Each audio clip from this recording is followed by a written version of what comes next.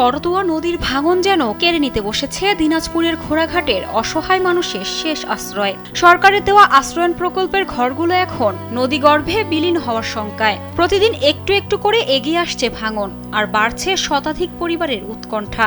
টানা কয়েকদিনের ভারী বৃষ্টিতে করতোয়া নদীর পানি বেড়ে যাওয়ায় তীব্র হয়েছে নদী ভাঙন। নদীর তীর ধসে আশ্রয়ন প্রকল্পের একেবারে কাছে চলে এসেছে পানি। ইতিমধ্যে কয়েকটি ঘর ঝুঁকির মধ্যে পড়েছে। এরই মধ্যে উপজেলা নির্বাহী অফিসার সরজমিনে গিয়ে এলাকা পরিদর্শন করেছেন।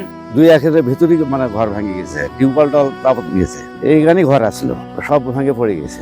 আমাদের টাকা পয়সাও নাই, আমি ঘর বায়ু করে পারছি না, আমি জায়গা জমিন কিনবে পারছি না। খুব কষ্টে আছি আমরা, তো গরিব লোকজন, আমাদের কোনো জায়গা টাইগা নেই। আমাদের ছোট বাচ্চা কাচ্চা কখন পড়ে যায় কি হয় সেটা নানান চিন্তায় আমরা রান্না করে ভাত আমরা খেতেও পারছি না। আমরা খুব চিন্তিত আছি যে নদী ভেঙে যাচ্ছে, অনেকদিন ধরেই হচ্ছে, তো আমরা সরজমিনে দেখতে আসলাম। আর অলরেডি পানি উন্নয়ন বোর্ড থেকে একটা প্রকল্প নেওয়া হয়েছে। আমি সংশ্লিষ্টদেরকে কথা বলবো যাতে খুব তাড়াতাড়ি কাজটা শুরু করে দেয়।